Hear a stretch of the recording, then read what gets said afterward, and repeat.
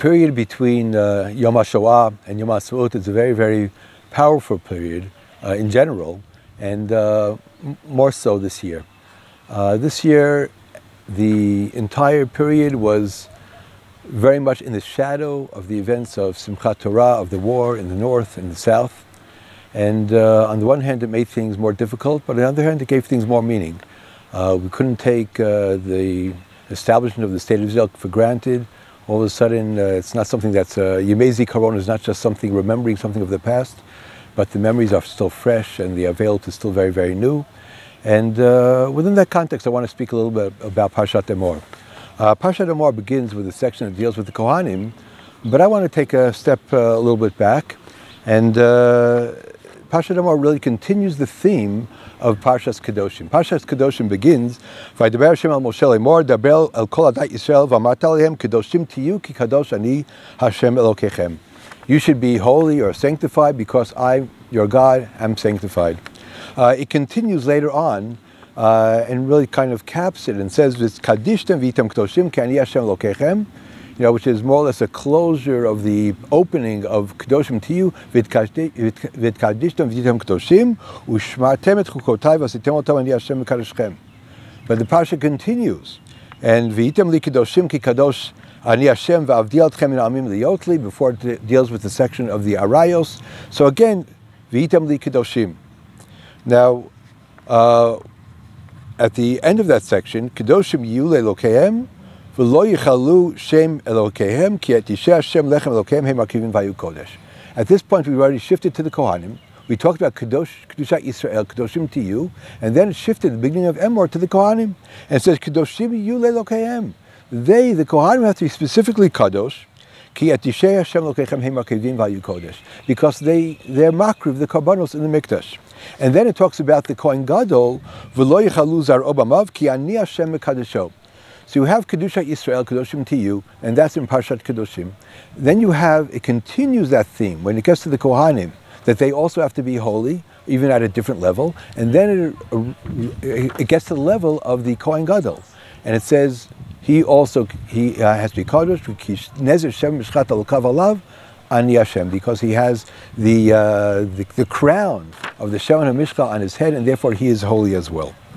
And at the end of the entire section, after a number of different parashas of dinim, the closure of the entire theme of Kedoshim Tiyu is Ushmartem Mitzotai Vasitem Otam Ani Hashem V'lo Techalalu Et Shem Kodshiv Venikdashti betokh Benei Yisrael Ani Hashem Mekadoshchem Hamotzi Etchem Eretz Mitzrayim Liot Lachem Lelokim Ani Hashem. And that's really the closure of the entire section of Kedoshim Tiyu. And the main pasuk over here, Lo Tchalu Shem Kodshiv Venikdashti betokh Benei Yisrael. Chazal, based on this pasuk, Venikdashti betokh Benei Yisrael, have the famous drasha that's brought down in the Gemara in Sanhedrin about Yair Val that meant that when we're called on to sacrifice our lives, that's learnt out from Venikdashti betokh Benei Yisrael. Before Hesya, if you're in Hesya, you have to sacrifice your life, even if you're forced to go against a lenient commandment. You have to give up your life and not violate that commandment. The Kahn for Hesya, how much is for Hesya? Amar Rab Yaakov, Amar Rab Yochanan, Ein for Hesya pchuta mi'asara bnei Adam, it's not less than 10 people. Dechtiv, Venikdashti betokh Benei Yisrael. It brings the pasuk from Parshat Emor, Venikdashti betokh Benei Yisrael. Toch, it learns from Hibadu mitoch Eida azot bakorach, and then Eida learns from Meraglim. By Meraglim, if you take out Kalev and Yoshua, then you're left with only 10 Meraglim. So the whole idea of Farhesya, of Rabim, of Minyan, is learned out from Venikdashti betokh Benei Yisrael. And that pasuk really is the call to be Moser Nefesh. And that's what the Rambam says in both in Sefer Mitzvos and Yesodei Torah. Kol Beit Yisrael mitzuvim al kiddush Hashem hagadol hazeh shnemar v'nikdashti betokh Benei Yisrael. V'im haya ba'asara b'Yisrael hareze kidesh et Hashem b'rabim k'Daniel, Hananel, Mishal v'Azariah v'Rabbi Akiva v'chavirav. Ve'elu hem harugei malchut she'ein ma'aleh al ma'alatam.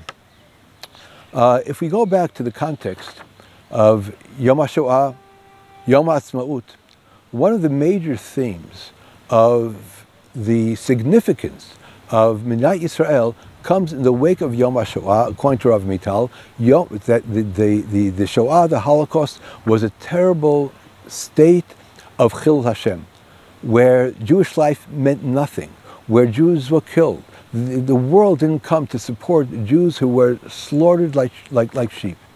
And it was a terrible time of chillul Hashem. And one of the important messages of the establishment of Benei Yisrael, the establishment of Tzahal, is that the Jewish people, Jewish life matters. That the Jewish people, it was an act of Kiddush Hashem.